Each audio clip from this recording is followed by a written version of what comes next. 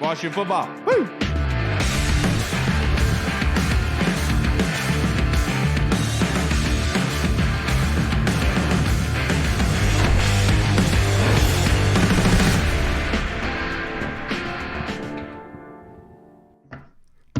Hello, everybody, and welcome to the Burgundy Zone. I am your host, Kyle, and I'm joined by my co-hosts, Michael Hall and Michael Reed. The Burgundy Zone is a part of the Frederick Podcast Network. You can find out more by going to www.listenfrederick.com. We are rejoined by special guest, Mr. Arif Hasan. How are you doing on this beautiful Monday evening, sir? I'm sorry that it's Monday. Other than the fact that it's Monday, I'm doing actually pretty well. How are you?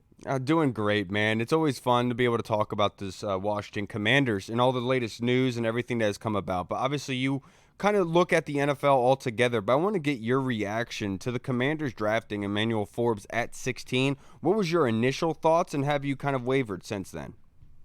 I mean, I didn't love the pick. I thought that, I think he's a good corner, but I think at 16, it was just a little bit too pricey. Obviously, if he's the top corner on the board, it's asking a lot for them to pick a player that I prefer more than they do or something like that. And, you don't always get the trade down opportunities, but I mean, sometimes those were the circumstances. And I think that kind of sucks. I think that they had a lot of capital to play with. And I think that it was a little bit squandered, and in part because Forbes requires a lot of work. I mean, he's a super athlete. I understand that. But he's such a small player, right, that he's going to need a lot of time in the weight room, and you're not always going to get the same athlete coming out of it. Like he was only a 3-year player in college, but he is entering the league at 22. So it's not like a 20-year-old where you're asking to add weight. So there's like a little bit at play here. Back when I covered the Vikings, I covered Cameron Dancer, and it's not just the same school thing. He also had issues with his size coming out of college. And in fact, he put on too much size at the combine, mostly bad weight, which is why he ran poorly. And he had to take that size off for his pro day, which I don't know if you remember, but because of COVID, it was conducted by his agent. So you never know if, that stuff is legitimate. But, a very kind of similar circumstance where you have a player who needed to add a lot of size, did not have any issues with physicality in college, was more than willing to lay the hammer. But, he at an NFL level needed to add a lot of size. And then every time he tried to add size would slow down. And then when he didn't add size, he would get injured a lot. And I might just be, over-focused on that particular experience. But in my view, corners that size tend to either have to be restricted to the slot, which I think, sucks at pick 16, or tend to get injured a lot. There's just not a lot of corners under 170 pounds period in the NFL, but certainly not under 170 pounds that succeed very well on the outside. Now, in terms of how he does his job, he's very good, right? I don't think Washington would have drafted him there, or people would have put him at, I think it was like 36 on the consensus big board for him to get there. But he's a little bit of a gambler. A lot of the best cornerbacks in college are, but I think that sometimes he loses on that. But he has a pretty good understanding of where the ball is in the air. His pass deflection production was just outstanding at Ole Miss, or Miss State, sorry. And I think that his ability to, with the ball in his hands, get some really impressive returns. And I think basically every year in college he had a couple of return touchdowns. He's really great on special teams. He's got a good understanding of what defenses are asking him to do, what offenses are attempting to do. And so from that perspective, there's a lot to like. I think that, in terms of like some of the other, hey, does he tackle well in the run game? He's willing, but sometimes it's not always there. He doesn't like bring his feet with him into contact and stuff like that. But that's kind of secondary to what you're asking. The real issue is he gonna be able to stand up to bigger receivers, of which there are a couple in the division, and are his instincts gonna kind of translate at the next level? And I think for the most part they are. But again, if this guy was a top of the second round pick, I would have liked it. It's just like there are a lot of pretty good corners that are usually available around that pick, and I didn't really love this particular selection. Right. Yeah, that was it was pretty much split down the middle as far as like people thought it was a good pick because of his turnover ability, and if that could translate to the NFL, then obviously it's a great pick. And then, like you said, his size, all the other people on the other side were talking about his size and his weight and how that might be detrimental to him in the NFL. So definitely a wait and see thing with him. But sticking with the offseason, it seems like Sam Howell has been the talk of the offseason for as far as Washington goes, as far as the quarterback position. A lot of people in the media thought that they should be in on Lamar Jackson or another vet quarterback, and they just didn't want to believe that Washington was actually all in on Sam Howell. So, two-part question: what do you expect of Sam Howell this year, and do you think that why are so many people down on Sam Howell? I should say, as far as I think I saw a QB ranking where he was like 32 out of 32 starting quarterbacks going into this season. So I just want to know, why do you think people are so far down on Sam Howell, where it seems like Washington has the roster, and if they can just get average quarterback play, because we've had below average quarterback play for the past couple of years, if they can just get average play, it seems like this team can be successful. Yeah, I think part of it is just, the round he was selected in, which is a little bit unfair, but I get it because it means that a number of NFL teams decided that he wasn't worth a pick. And so from we have information essentially that 32 NFL teams decided that he wasn't worth something, the first couple of rounds. And so there's something to be said there. But also it always felt like that there was like a lot to work on. I know that coming out of college, a lot of people were concerned about his throwing motion and his release. And actually, I mentioned this on a Washington radio station. I wish I could remember it. I think it was with JP Finley. And I mentioned this, and a lot of people got mad because his release time is actually pretty good, but his throwing motion is a little bit extra. And so there's like a lot of split on kind of what I meant when I said that he needs to work on his release. And yeah, he whips the ball out of his hand really fast, but it starts at a low carriage. And so the amount of time it takes for the entire release to come out can tip off defenders and stuff like that. And normally that sounds like super nitpicky, but these are the kinds of things that like separate a Tyree Jackson, right, who is like the super athlete with a cannon of an arm with decent anticipation, from Josh Allen, a super athlete with a great arm with decent anticipation. Obviously there's a bunch of other things that separate them, but release time is kind of one of the things, or the release or the throwing motion is one of the things that ends up kind of mattering a lot more than you think it does at an NFL level. And so if defenders see his motion begin, they know where his eyes are. They've got the ability to kind of close down on that. One thing that I think that people at the national level don't understand about Sam Howell is how ridiculously athletic that he is. He didn't always demonstrate that in college, just by the nature of the offense, but he is a pretty remarkable athlete. And I think that, I wouldn't put him up there with like Jalen Hurts or anything like that. But, I think that you've got a division full of really good athletes to the point where Dak Prescott might be the worst athlete of the bunch. That's crazy, right? That's crazy. And so,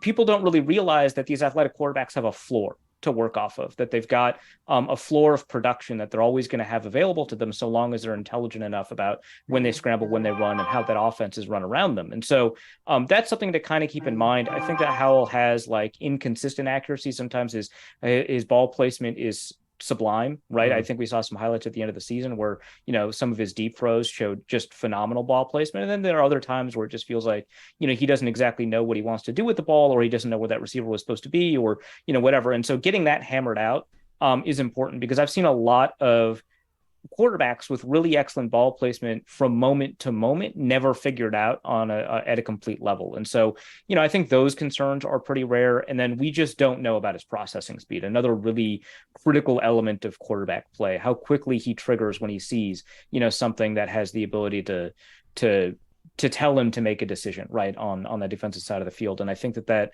was a concern coming out of college, just because of the system that he was in. You can't tell.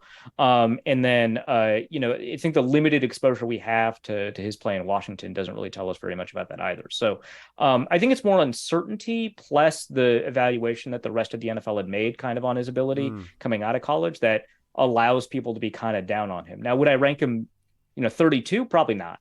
But that's a little bit excessive to me. But I understand why people are pretty hesitant on him. You always want to cross basically the Jimmy Garoppolo line. Yeah.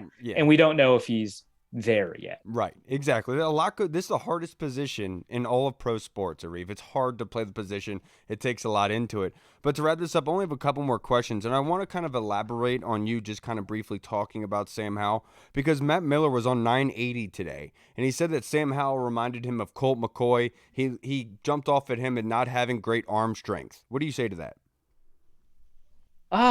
Arm strength is always like a really difficult conversation to have, because you see these really excellent deep balls, right? Where it's like, well, there's no way he could have limited arm strength, right? But on some of these deep balls, he's showing really phenomenal mechanics, and that accelerates, kind of what you're doing with your platform. And so I'm not saying you're hiding your arm strength with what really matters in terms of arm strength is your ability to fit tight windows and your ability to throw off platform. That to me is what arm strength provides you. And I would say that Howell, he certainly doesn't have a below average arm. Absolutely in no world does he have a below average arm. I would say that if you're comparing him to somebody like a Josh Allen, right, where the ability to throw off platform, or even like a Patrick Mahomes. Let's not go to the extremes of Josh Allen. That's realistic. I don't think it's there in terms of off-platform throws, in terms of fitting tight windows and all that. But I would say that it's not a worry to me. I wouldn't say it was ever a worry for me. Coming out of college, I can see why you would think that because, again, that was a really quick strike offense. He's not throwing deep all that often. And so you don't really get a lot of opportunities. Plus, an RPO style offense is always going to create you some open windows. So he's not challenging those windows as much. But I would say that it's going to limit him. Now, does he have more arm strength than Daniel Jones? Probably, right? And I don't think that's been a huge issue for Jones. And I think as much as you don't want to compare to quarterbacks in the division, I think that's kind of an ideal scenario for Sam Howell, where he's used like Daniel Jones was used last year, where the arm strength is just like not a big deal. And again, you can throw deep without a ton of arm strength. I've seen it a lot. But to me, I wouldn't say it's a weak arm or a below average arm. I think it's about above average. But I certainly think it's easy to be tricked with arm strength. Yeah, I think Matt Miller forgot that Sam Howell broke the record at the combine for the speed of his football that he threw. The tight window throws, to your point there. My next question for you, it's not really a question, but it's a statement. I want you to finish it for me, and there's going to be two sides of this. Washington will win double-digit games if... Ooh, man. I mean, if Sam Howell develops into the quarterback that Washington thinks he is, I mean, that's it, right? Because Washington has like an underrated defense. I think by, if I remember correctly, by expected points, or no, by DVOA, it was a top 10 defense. It was eighth or something like that. Yeah.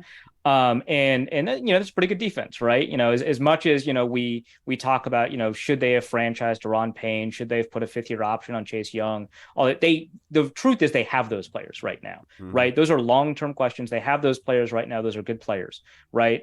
They've got, an emerging secondary. They've got Cameron Curl on the back end. They've got, some talent at linebacker. That defense knows what it's, what it wants to do and what it's doing. So really the question is whether Howell can use the offensive weapons that it has in place. I mean, you take a look at the weapons around the NFC East, and I think that, you could say the Eagles have a better receiving core, probably, right? But the fact that it's a question, I think, is like a pretty interesting point. And when you take a look at the entire skill group, you can say that Washington has, the best or second best skill group of the NFC East when you include all the talent that they have at linebacker, when they include all those receivers, assuming that Jahan Dotson continues to play at a pretty good level, which someone thought I insulted Jahan Dotson the other day, which is pretty annoying. But we're not that defense. We love Jahan, but we know you're not talking crap about him. Yeah, but it's like, Terry McLaurin is awesome, right? And then you've got Jahan Dotson there, and that's fantastic, right? And having that plus, it's not as if like those are the only two receivers on the roster. You can get a lot out of Curtis Samuel. I don't know what's really going to happen at running back with Robinson and Gibson and all that, but certainly there's always going to be talent there. And so it's really dependent on Sam Howell. And obviously the offensive line needs to play at a much higher level, whether that means somebody like Samuel Cosme plays at a higher level. I think he's still on the roster, plays at a higher level, or what have you. But I think that primarily it's going to be on Howell having the ability to either overcome that offensive line or work with that offensive line or maximize the weapons that he has available to him. It's really the linchpin of the discussion because that defense is pretty good, right? The skill group is pretty good. The rest just kind of has to fall into place. Now, that being said, Arif, my last question for you, I propped you up just for this. With all that being said about Sam Howell, about this offense, obviously one of the biggest moves of this offseason was they went and got Eric Bieniemy. So last year they were a bottom 20 defense. Last year they were number 1 on third downs on defense. Like we kind of talked about, top 10 defense. What is your realistic expectation with adding Eric Bieniemy as the OC here with the young buck in Sam Howell? Where's the realistic projection for where this offense stands? Yeah, I think you had me on the show to talk about Bieniemy a little bit and what he provides and kind of how adaptable he's been and what he does with his offensive pieces and stuff like that. And the hope is that he brings kind of the creativity that we saw in the Andy Reid offense to Washington. My expectation, unfortunately, is that I'm gonna lean into uncertainty with Sam Howell. It is Okay. a tough division. I don't know if he's above average as a quarterback. I don't think Daniel Jones is above average as a quarterback, and we That's saw that fair. that you can win a playoff game with that, Right. right? But in the NFC East, where you've got the two best teams in the NFC, which that sucks. It's going to be tough to build up the record that you need in order to make the playoffs. Again, you could send three. You almost sent three this last season. My expectation is that Washington is probably going to fall short of the playoffs, unfortunately. And it's just because it's tough for me to project Sam Howell as anything beyond an average quarterback until he can prove more to me. I think that this is a great roster. And the New York Jets had a phenomenal roster last year, and they didn't have the quarterback, and so they went out and got that quarterback. And the Jets didn't, make the playoffs either. A great roster only gets you so far if you don't have that quarterback, and it's tough for me to buy into a guy until he demonstrates it. And so, my expectation is probably closer to 9 wins than it is anything else, which I imagine I'm hitting the over on Washington. I It can't I can't actually it actually went from 7.5 to 6.5 once the draft was over and like Sam Howell was cemented as a starter. So you're definitely hitting over. Yeah. Well, there you go. I think they'll steal a couple of wins away from some teams in the division, right? But for the most part, I think it's a third place finish in the division for them. That's the reality. Hey, look, and that's a realistic way to look at this team, Arif, and that's why we wanted to bring you on here to kind of get a national perspective of this football team now after the draft, and that's certainly what you provided. Arif, I can't thank you enough for joining us. I know there's no need to do this, but if you just like to plug your social media handles, just in case there's anybody watching who hasn't followed you yet and would like to. Yeah, sure. You can find me on Twitter at Arif Hasan NFL. That's basically the only social media I use. If you're one of like the 10,000 people on Blue Sky, I'm just like at Arif on Blue Sky. I was able to secure that There pretty you quickly. go. So yeah, but those are the only socials that I use. Otherwise, you can find my work at profootballnetwork.com. I got it. Appreciate you, Arif. The only reason I said that is because most likely everyone's already following you already here in Washington. Arif, I can't thank you enough, brother. Hope you have a great week and enjoy yourself. And until next time, brother, I can't thank you enough. Yeah, have a good one. Thanks, Arif. Appreciate it. All right, everybody. We just spoke with a man, Mr. Arif Hasan, Pro Yeah. PFN Network. All Appreciate right, that, is he man. gone? Yes, sir. Is he gone? Yeah, I'm wondering what you're doing, dude. All right, good. I'm back. I'm just kidding. Dude, I texted you. The Wi-Fi is just shit right now. Yeah, 'Cause your I'm in the internet basement. is That's all. terrible, dude. All over You the need a place. hard line in there. But we have Sounds like AOL, like yeah, it's on dial-up connection over there. But look, before we are joined by our next guest, and we're going to be talking to Felix Trammell here very, very soon, we want to answer some fan questions, and there's a lot of them that we have submitted. So, Hall, first things first, I'm going to go with the Colonel's question that he texted me this earlier today, and it's a very, very good one. Hall, I have been super impressed with our past couple drafts, particularly with some steals in the later rounds, and Curl, Butler, etc. But we've also had busts like Haskins and Geis. Who are our current biggest disappointments? My personal nominee is Sadiq Charles. What are your thoughts? And he says, not trying to be negative, but racking my brain for subject matter. Yeah, no, I mean, look, it's that time of year where once the schedule gets released this Thursday, we're going to talk about that. And then I got OTAs and whatnot for a couple of weeks to talk about here and there. Whatnot. But it's that time of year where I know, right? You see him like frozen with his eyes closed. It's that time of year where there's not a lot to talk about. But to answer your question, Sadiq Charles is definitely a good one. If you want to go back to 2020, since Rivera's been here, I would go. Who'd we take in the second round in 2020 when he was here? I can't remember off the top of my head. In the second round of Chase Young's year? Yeah, Shoot, who was that in the second round, dude? because I'm gonna say that because we've had a horrible streak of second round busts, even predating Ron Rivera. So Because Sadiq was in the fourth round. yeah, that's why Was I'm like second fourth round round. AG, or was that third? That was third round. No, he was third round. He was third. Was it Cosme? You're right. It was Cosme. I don't want to say he's a bust because that's a tough one. I honestly I would just go Sam Cosme only You're not because saying he's a bust, by the way. You're I know, just I know. I'm saying just who saying, like, has. I would say disappointment. Okay. Disappointment, I would say Cosme only because he hasn't been on the field consistently, and he's pretty much just been like flip flopping back and forth. Maybe it might not be his fault, maybe the coaching staff, but he's been going back and forth between right guard, right tackle, right guard, right tackle. They can't really find that solidify that spot for him.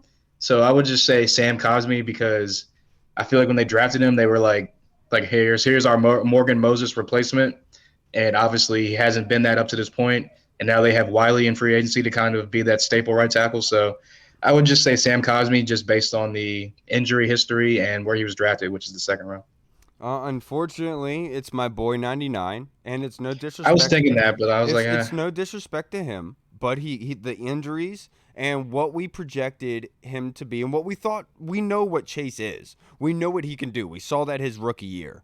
But the small sample size of that combined with the injuries is what makes it disappointing, just because you know in 3 years, if Chase Young's fully healthy, you know what he brings you. And so the fact that we haven't really gotten that yet, now we're heading into year 4, that is kind of a disappointment. I really do like the question from the Colonel. It's a thought-provoking one, and no disrespect to Chase. He knows I love him, man. I got his jersey upstairs. I have it in multiple ones. I don't think he's a bust. I don't think he's done. We just got to be patient. All great things require patience, my friends. Now the next question from the Colonel Hall. Are there any important decisions not being made now to include player acquisition pending outcome of the ownership situation? I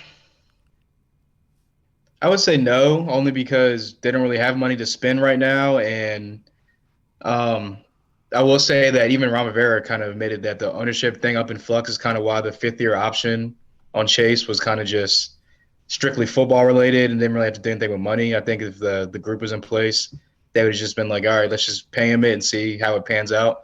But as far as post draft and going into that third or fourth wave of free agency, I would say no, just based on the fact that they got to cut some players right now to kind of get under the cap, so and get enough money to pay the rookies. So Hall, Colonel, look at me. Yes, there is an acquisition that's not being done, and I think Felix, our next guest, would wholeheartedly agree with me on this. It's Cam Curl.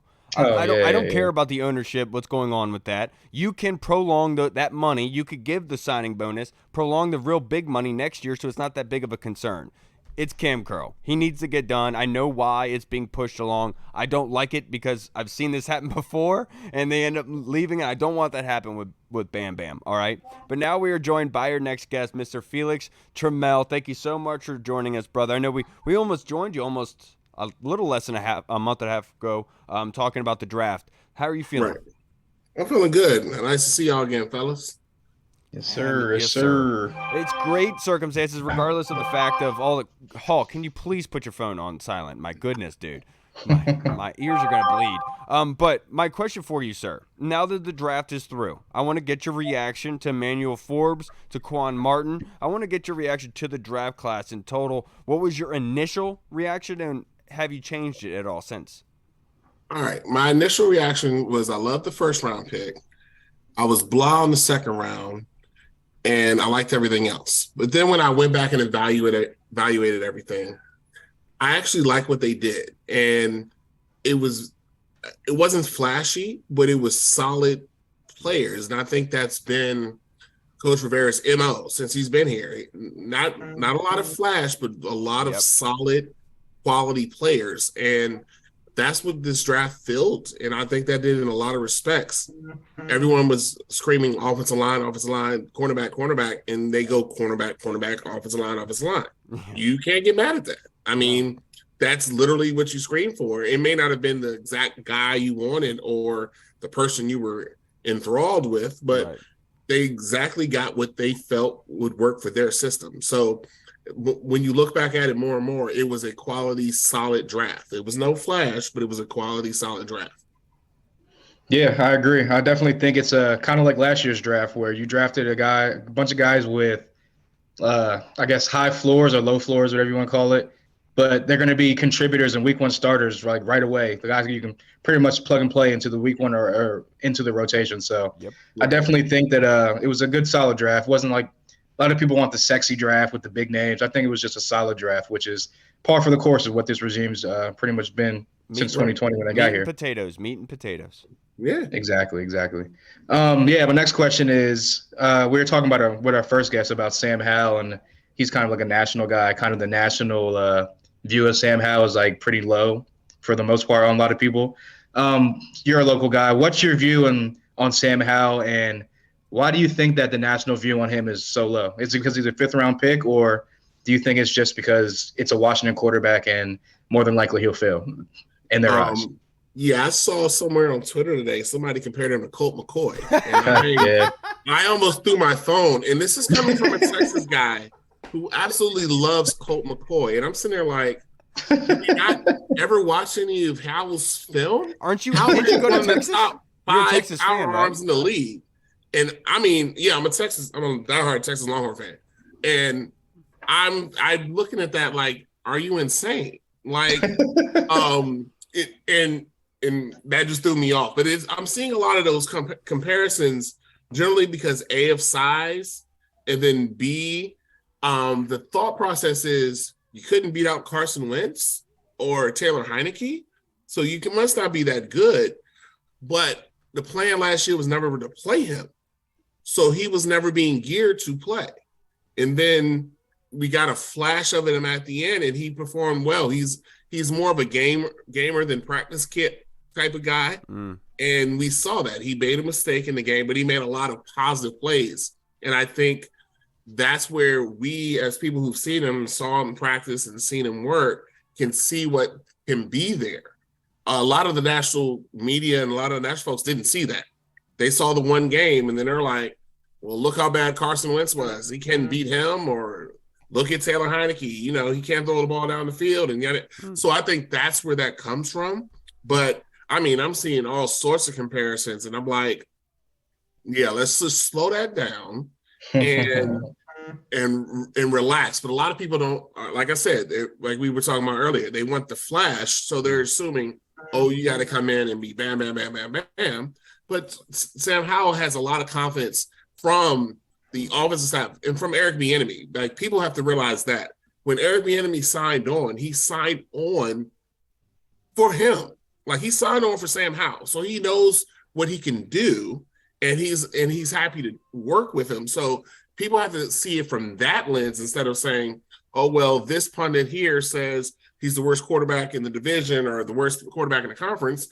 Those guys give 20 minutes to the Commanders and they're off to some other team. So let's pump the brakes on that narrative. But yeah, that Colt McCoy one got me. And dude, that guy you feel that's a Colt McCoy guy. I'm a Colt McCoy guy. Like, I'm just like, just stop. Like, relax. They're not the same player. I am legit concerned for him, man. Like, legit. Like, after that, I was like, either this is like a conspiracy theory, like the Commanders to get the heat off of the John Keim thing, like sent Miller out here to say something stupid, or legit the guy is, there's a problem. You know? There's a problem. If that's your comp, then I can tell you didn't watch either one of them play. Thank you. That's exactly what I said. Not just you didn't see Sam play. You didn't see Colt play either. So let's just stop all that nonsense. And Felix, I have this question started. I want to get this, and I think it's a really good one. I want to get your opinion on it. Including Eric Bieniemy, after the entire offseason, I'm structuring this in a very certain way. Which side of the football got better the most? I would have to say the offense, because the defense didn't need as much. Defense, you were just kind of refining. So this is like your final coat of wax on a car. Like, you're refining it. The offense got better because the mechanic got better. It's a better mechanic. So the parts would be put together differently. So by that mark alone, they got better. But that's really it, because what they added on each side in the draft just kind of plugged and played needs. But they're evaluating that they didn't need that much. They needed that mechanic change. They needed that style change. So that's why I feel like the offense got better. The defense is just kind of refining places. Like, we need our deficiency in the defense is we didn't take the ball away. That's Forbes' thing. Like, we need a ball hawk. Let's get us a ball hawk. We got the best ball hawk in the draft. That's just the icing on the cake. So I still think it's offense just because you changed the mechanic. The mechanic, or you want to do it as a food reference, the chef is different. So the ingredients are going to be cooked in a different way. So the offense should be theoretically better. Answered perfectly, Felix. Good job. Love it. What you're basically saying is I love the Scott Turner was a season in these. Scott Turner was a season in the food. Is what you're basically saying. Basically, it was banquet chicken. I don't like what's happening here.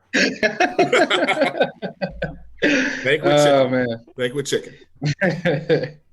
So pre-draft, I think the Vegas had the over/under for 7.5 for Commanders wins.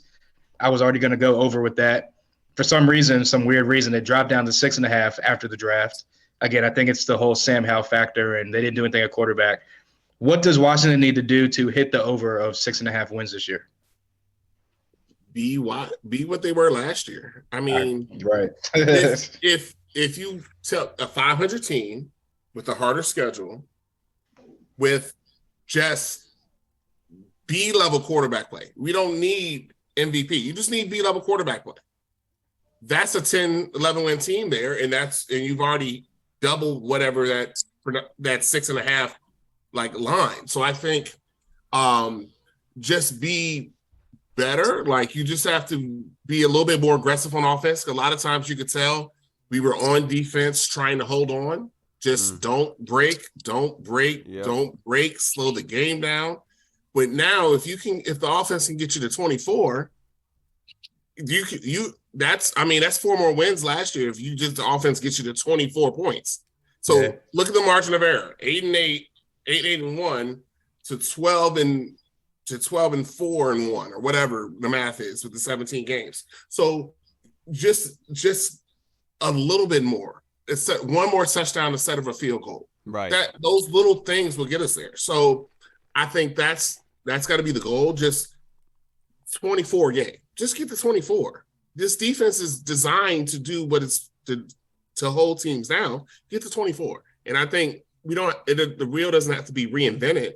They're on the right track, but they just need that 1 or 2 explosive plays out of the offense, and then boom, next thing you know, you're playing up 10 with 2 minutes left, and and everyone's going back to the parking lot to drink instead of standing there to the last second waiting on somebody to make a play and seeing if we win.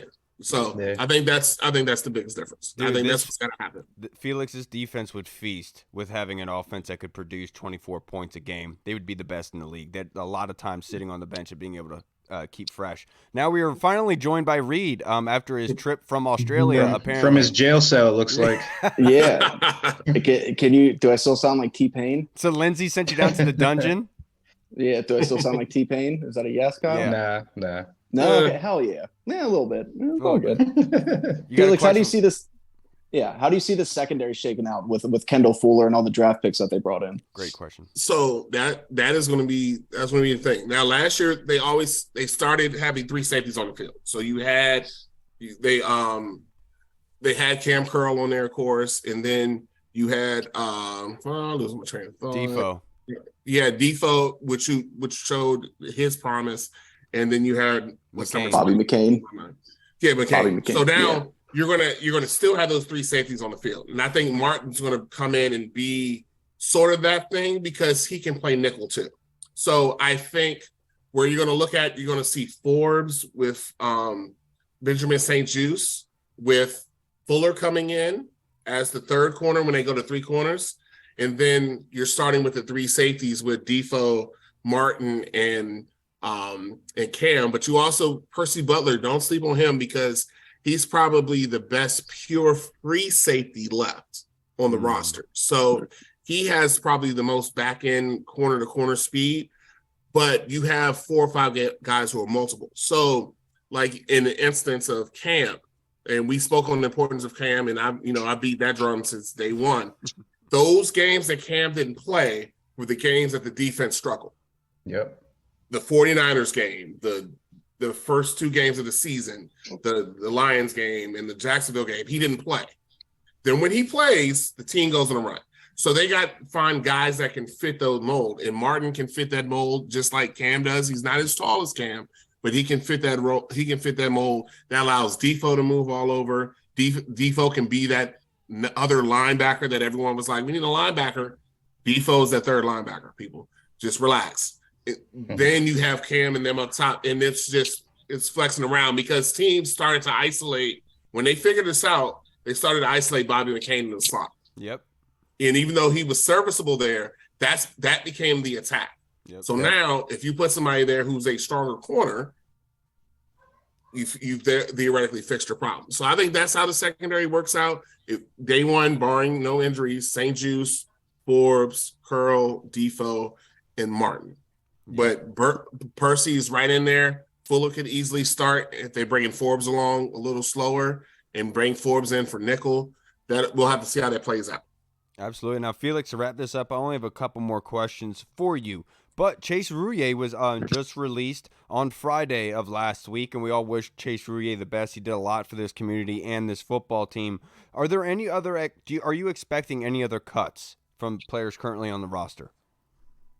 I'm not really, because a lot of the guys that were not going to come back are not coming back. I think there's some restructured guys that are going to have to pop up. A Fuller. You need to see if you can restructure maybe Curtis Samuels just as a money perspective. Mm-hmm. But he's not going to be cut. Right. Logan might be the only other possibility, just depending on his health. And I think his is more of a health thing with the he had the 2 major leg injuries in the last 2 seasons. So I think his would be more health concerned. But that would be the only 2 that you kind of be like, that could kind of happen, but you don't foresee it happening. I see a little bit more restructuring with Fuller, and I see restructuring with Curtis, and maybe even with Jonathan Allen, maybe, because you want to get Cam Curl done before the season, and with the whole Chase and Montez thing, one is going to be signed long-term and one is going to be franchised. So that's going to be kind of how they're going to play that out. They'll just kind of see which camp they can get in stronger with and get the deal. They'll get the deal with that camp and they'll franchise the other guy. But I think that would be the only ones that have a possibility. Logan and maybe Kendall. And if that's just Kendall comes maybe a little slower, but Kendall had an amazing camp last year. Right. And Kendall played amazingly all season. So, but he has to know that the hourglass is ticking or rolling, because they brought in some young guns, and there's young guns there. There's young guns there, and you're now the elder statesman, so you're going to have to perform. Absolutely. Felix, I can't thank you enough for joining us this evening on this beautiful Monday evening. Hope you have a great week, sir, and until next time, I'm sure I'll be hitting you up very, very soon. All right, man. Appreciate it, fellas. Always a pleasure. Appreciate you, Felix. Don't let Matt Miller keep you down. All right, everybody. We just spoke with the man, Mr. Felix Trammell. Always appreciate it. And then we're also joined by Reed. Thank goodness, my good. It's been so long. I forgot forgot what you looked like. Yeah, no, like Hall said, I'm recording this from prison right now, so that's pretty cool. That's interesting. A warden doesn't know. How'd you get that phone in that cell? Yeah, have I ever my told you, ass. Have I ever told you? I fit an entire living room set. There you go. Now let's move on to our fan questions, guys. I just want to let you know that we have a bunch of them. So the way that we're going to do this one is we're going to be asking questions to each single host here, so they're going to be answering, and we're going to move on. So we want to be able to get everyone's questions. So Reed, I want to have you answer this one from Scoot. What role do you expect Kurtko to have in the offense this year? Kurtko meaning Curtis Samuel. The greatest role, I think he's going to have a fantastic role. I think he kind of showed last year when he was healthy, and the year before when he was missing, kind of what he could bring to this offense. He can do so much. And I mean, an offensive mind like Eric Bieniemy is going to have a field day with him, a former running back who's coached good wide receivers like Tyreek Hill. And he's going to be a chess piece, man. I expect him to have a huge role. That's also kind of why, like, when people are talking about cutting him, you don't cut Curtis Samuel right now. The guy's just too talented, brings too much to this offense. Yeah, and they paid him a lot of money, and it would not make sense to cut him after his 1 year of productivity. I think Felix does make a lot of sense in talking about a contract restructure with Kurtko. Logan Thomas is like Terrell Pryor, according to Mark Tyler, which is a dumb fucking comment. Now, Hall, I want to get this next one from you. This is a special one. This is from Anthony Armstrong, your biggest fan. So that's my guy. I had to ask it to you, brother. I'm looking for some undrafted free agents to look out for. kick returner from UCLA. What's his name? Kaz Allen, I think his name is. Kazmir Allen. Yeah. Kazmir Allen.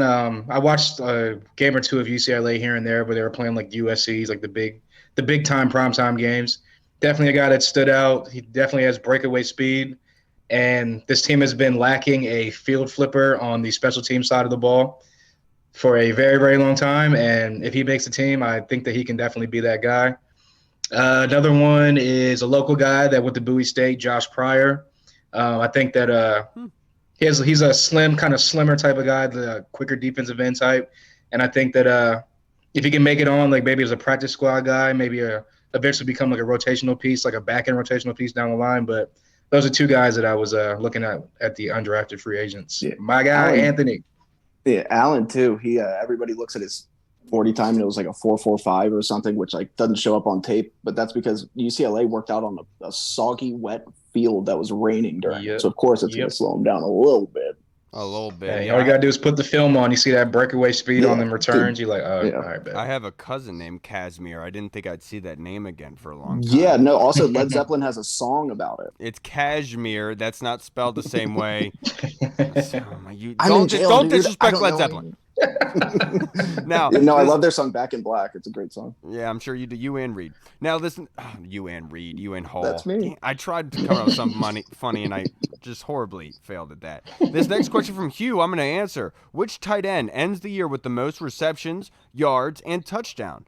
Doesn't have to be the same guy for all three stats. I'll say receptions, and receptions will be dominated by Logan Thomas. But I do think yards is going to go to Amari Rodgers, and touchdowns is going to go to Cole Turner. Reason being, Cole Turner being 6'6", just a statue not a statue, but being just a tower out there in the red zone with his athletic ability. I think Eric Bieniemy could scheme Cole Turner a lot in that red zone area, using that quickness, being 6'6", that's vital in the red zone. Amari Rodgers, the reason why I think he's going to get the most yardage, that thinner type, that former quarterback, he is much more agile. We saw him used on the jet sweep last season for the big first down. Similar kind of circumstance to Amari Rodgers. You want to utilize him between the 20s. Then Logan Thomas with the catches. Utilize him on third down. Allow him to create space. Use his big body to catch the football. When you need those dependable balls like Logan Paulson and Reed on the weekends, you go to my guy, Logan Thomas. They got you. Mouth wide open. They're ready for it. You know what I'm saying? Now let's move on to our next question. Reed, this is from Ty Mac on Twitter. I'm already seeing mock drafts for 2024. The Commanders are picking early in all of them. What are people seeing that makes them assume an unsuccessful season? Howell, NFC East, O-line, change of ownership, lame duck coach possibly, etc. What do you think?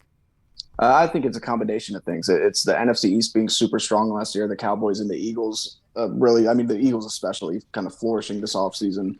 The Giants were better. They should take another step in people's eyes. And then a lot of the league and a lot of the media is not high on Ron Rivera. And so those two things tripled with the fact that Sam Howell, an unproven fifth-round quarterback, is going to be starting. I do think that it's also one of those things where like it makes sense to get them a quarterback. Like some people have them picking one, and like the Caleb Williams line just makes too much sense. New ownership, possibly new coaches. He's from DC.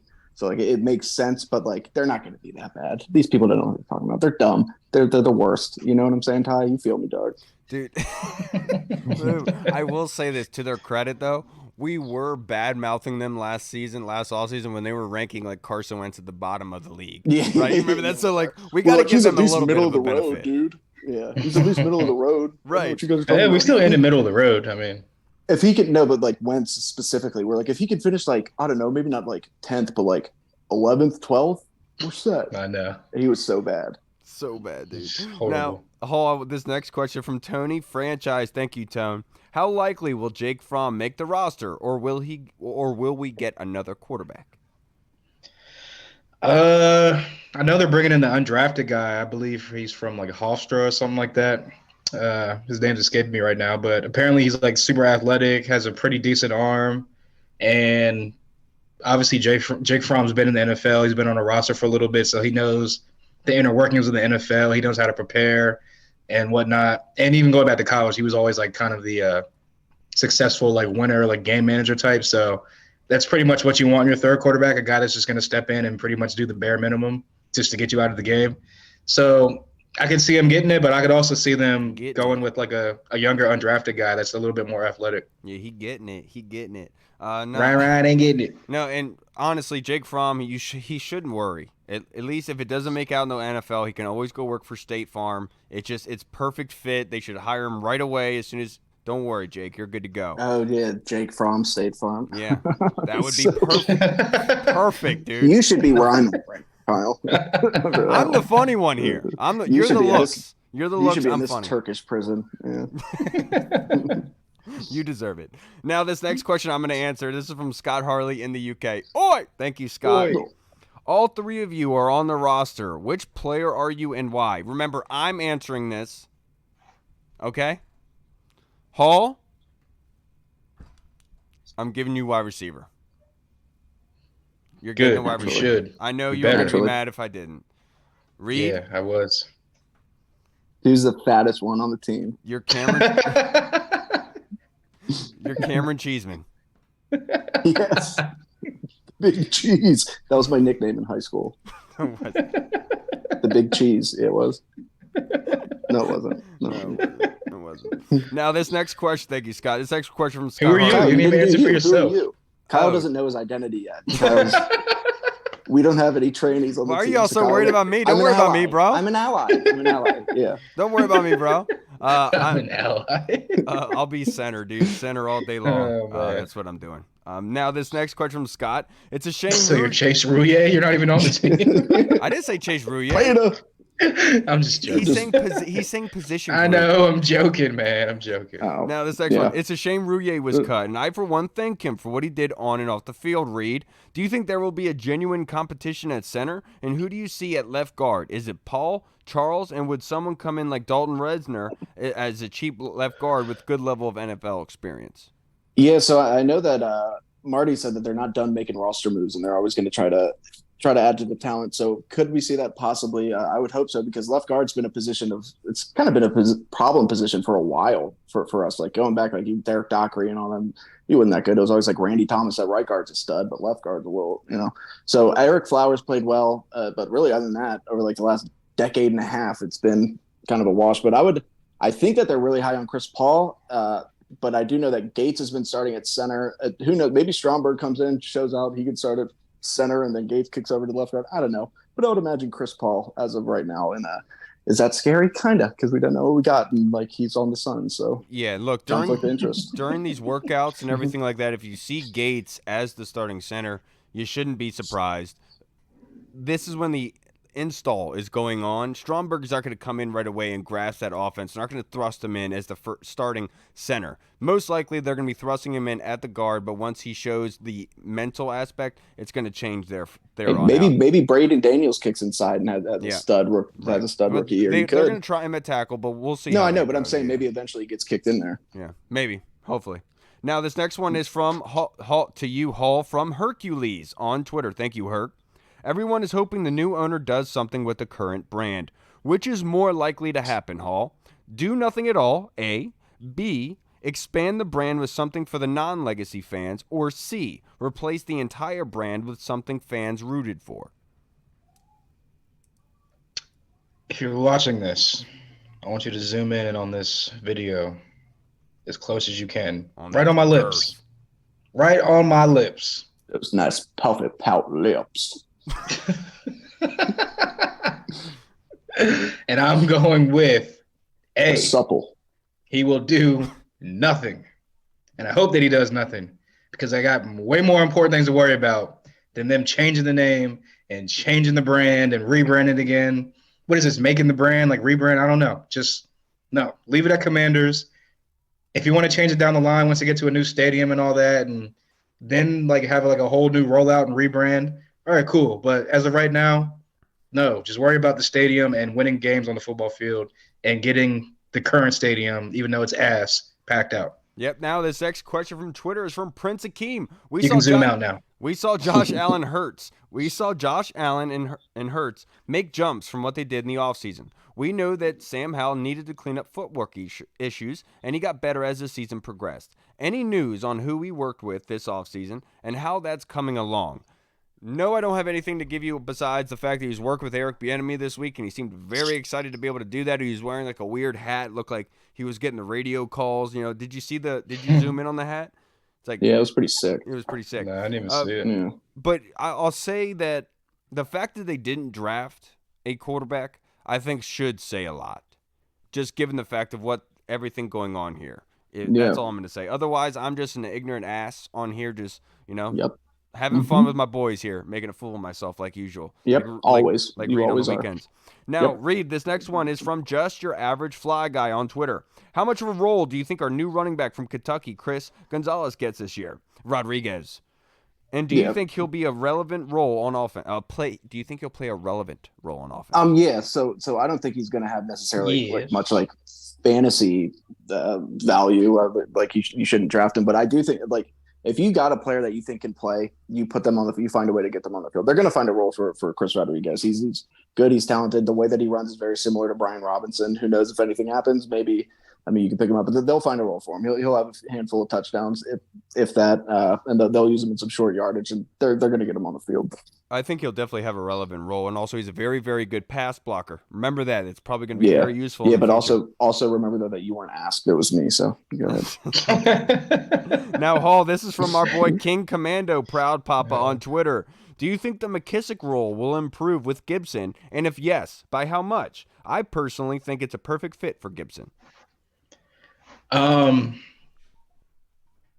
If you want to go by like the numbers and like catches and receptions, I don't know if he'll have as many receptions as J.D. McKissick did coming out of the backfield, just because our offense was so limited when he was here that he was kind of like that primary, like just move the chains type of guy, and he was always open out the backfield.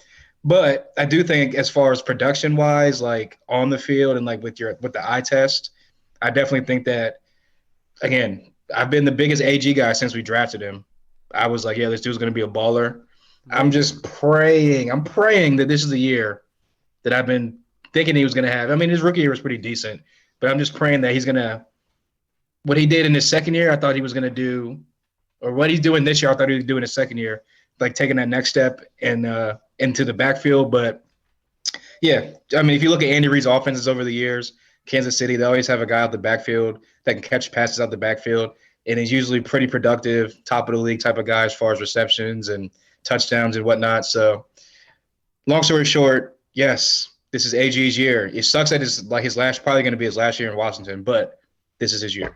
Yep. Now let's go to Discord. Tim Towner asks us, or me, if Irsay gets his crotchety old undies in a bunch, what sort of penalty do you think the league would impose on us for this? Keep in mind that Miami lost their 2023 first-round pick for trying to get Brady last year. I've been saying this all day freaking long. Common sense is gone. It's just lost forever. The reason this rule even exists is so teams aren't trying to manipulate current players on their roster. They say, hey, man, you come play for us next year. If you chill out, I guarantee you I'm going to give you a big deal at the end of the year. They don't want that happening in the NFL. That's why this rule is in place. This rule is not in place for you to have just a regular comment. Hey, what do you think about football?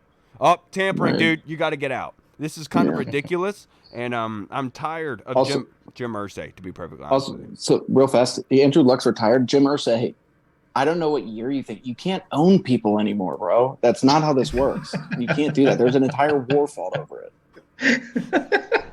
There's an entire war fought over it. You're so stupid. Now let's Those Southern boys lost too, man. Reed, which one of the picks from the first 4 rounds do you think has the best? Oh no, from the 4th round on, do you think has the best chance of making an impact right away? So, I know we kind of touched on him a little bit earlier, but I like Braden Daniels. I just think that when you look at him and his game, I know he's a little undersized for tackle. I know that, like you said, Kyle, they're going to try him out there first. I think ultimately he kicks inside the guard, and his tape's good, dude. His positional versatility. The guy can. I think he can get it done. I think that he can end up being an average starter along the offensive line. So I think Braden Daniels will end up having a decent career with us. Yeah, Reed, if you ever do get to watch Braden Daniels at all, specifically watch him closely on the goal line and just see how easily he just moves people in inline blocks. Yeah. He's special at it. I started watching a little bit. I didn't notice the goal line thing, but that's because ADD, autism, whatever, but he's good. Yeah. Now, Hall, this next question is from Tim Towner. If by the love of God a new stadium is built on the RFK site, would you want a domed, retractable dome, or open air stadium, artificial turf, or natural grass? Hall Always say yes to dome. And always say yes to natural grass. No. Nah, but in all seriousness, like, yeah, I would want a dome. I know, like, the whole like thing of like a cold weather city is that helps you in playoff time, and when it comes down to like the end of the year, helps you and blah blah blah. I don't care about that. I want to go to like games in December and January, playoff games, God willing. Maybe even like host a Super Bowl at some point. And I want to be able to like enjoy it, not be out there freezing my ass off. So yes, I would like a dome, but retractable roof dome, not just like Detroit Lions type dome. I want like retractable roof. I want a dome so we can host WrestleMania one day. That should be our only goal. Screw playoffs. Let's just hope WrestleMania. Reed, we've done this podcast for many years. That's probably the most excited I've ever seen you look. Just talking about hosting WrestleMania. Makes too much sense, man. Everything's just lining up here. Now, this next question, I want all of us to answer it, but Hall, I'll go to you first. This is from Aki G in the Discord. Thank you, Aki. Why do you guys think Wharton was promoted instead of Castillo, being that he is considered a top remaining offensive coach? Yeah, I mean, Wharton's been in the building too. He's been here. He's already been working with the guys. So it's just like almost like with any job, when you get rid of the guy that's at the top, more likely than not, you're going to promote within. And he was just the next guy in line to promote within. And what do you think, Reed? Yeah, I think Travell Wharton's also kind of been considered like an up and coming younger assistant that can kind of take over eventually. Now it's going to be interesting if he can put his stamp on the O-line as opposed to what he's learned under for the last few years. But I like it. I think it makes sense to him, kind of as much as Castillo's proven himself in O-line, keep him where he's at, just strictly working with the tight ends and let homeboy rock. You know what I'm saying? Yeah, absolutely. I do think that a lot of it has to do with Pete, not Coach Hayner. Matsko? Having the relationship with Matsko, Wharton is essentially adopting that kind of scheme, that fundamentals, what they're teaching to the linemen. So it's not that much of a change. And I could see that being more of a incentive for Rivera to retain Wharton and to give him the position. And he did a great job at the Senior Bowl. Obviously, everyone knows that he was there as well. But I think that probably familiarity is probably better in that mindset when you're looking at it in that breath, right? You don't want to switch everything up on the guys that you've been teaching them for 2 to 3 years, hoping that they get it all through. You know what I mean?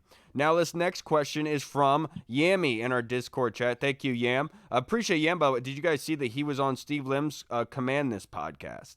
Was he? Oh, I didn't see. I haven't been on Twitter much. Good for you. Good for you, Yams. Yeah, and I think have to check it out. I think it's bullcrap that he didn't come on our show, because I'm trying to find his question right now. Never mind. I'm not going to check it out then. I promised him that I was going to look up his question. So you guys talk about something real quick. Hall, what are your feelings on Ukraine? Oh man, how much time do we have left in the podcast? He doesn't care. Barack Obama. All right, now this question. What a guy. This question from Yam Sarge Hall. Do you see anyone left in the free agency market, especially potential O-line, even if depth and not a starter, we can eventually go after? Well, I wish I had the list in front of me, but obviously the popular name is, because he's a left guard and we're kind of in flux with the left guard position right now, is Dalton Risner. I think he was with the Broncos last year. If he can get cheap enough or work out a cheap enough deal to come in, maybe like a 1-year type thing, kind of a prove-it deal, then I could definitely see maybe them going that route. We've had success with that before, if like guys like Ronald Darby and hopefully Barton this 1-year deal with him this year. So, if anybody, like I said, I don't have the list in front of me, but if anybody, I could see them going after a guard. I'll say Andrew Luck. Yeah, I'm going to go with Jim Irsay. Yeah, same thing. No, you can't even talk about it. Dude, it's so ridiculous. Dude, isn't that dumb? Look, imagine this kind of rich people problems, like people dealing with like having to feed their kids and stuff. And here's Irsay on Twitter. He's like, "Oh, if you talk to Andrew Luck, we're tampering." Yeah. How much coke do you think he was on when he tweeted that? It was the same thing with like, maybe we'll take Will Levis at the top of the second. Allegedly, that was crazy too. Okay. You got That some tweet was razzle weird. I'm not dazzle. gonna lie. Yeah. That tweet was really weird. I was like, what? And apparently he did. Apparently the Mannings and stuff were letting him know that like Levis is a good, like they approve of Will Levis. So like he was pissed off about Anthony Richardson. That's why he tweeted that out. That dude is such a problem. People don't even realize it. Like Conspiracy. What an asshole. Imagine Conspiracy. if Snyder did that. Imagine if Snyder. Will different Levis went level. to the Titans because Peyton Manning's going to take over as. It's true. Yeah. Hey, an real quick, owner, before we get out of here, yeah. Reed, did you see what Matt Miller said on 980 today?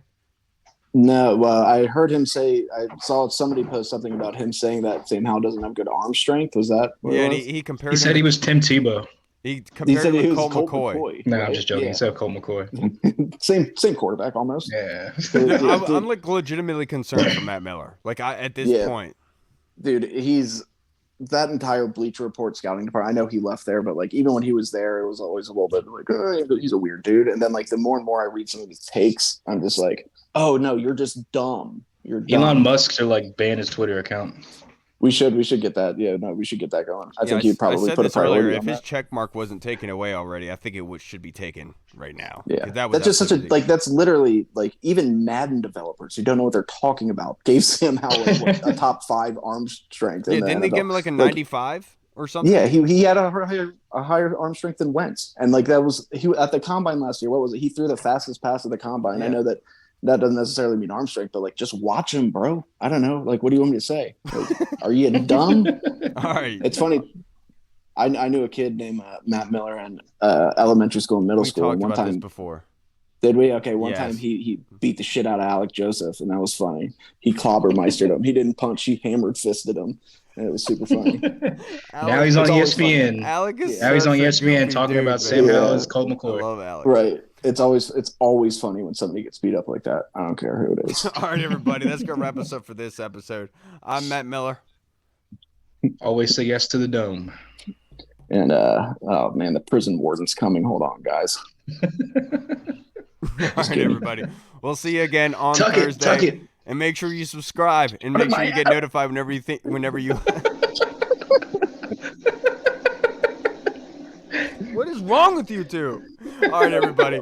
We'll see you on Thursday, man. We like to have fun here. We like to have fun. All right, everybody. Washington football. Woo! Hey, what's up, everybody? It's Kyle. I just wanted to say thank you so much for watching. And if you liked what you saw, make sure you hit the subscribe button and the notification bell. That way you get notified when anything new is uploaded to the channel.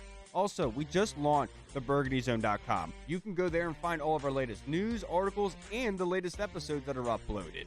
Again, we also have the Discord chat server, where all of our VIP folks are in, like Andy Burrows, Scott Hartley, Sergio Martin is in there as well. Don't miss out on the Discord chat server. Go and check that out. Until next time, everybody, Washington football. Woo!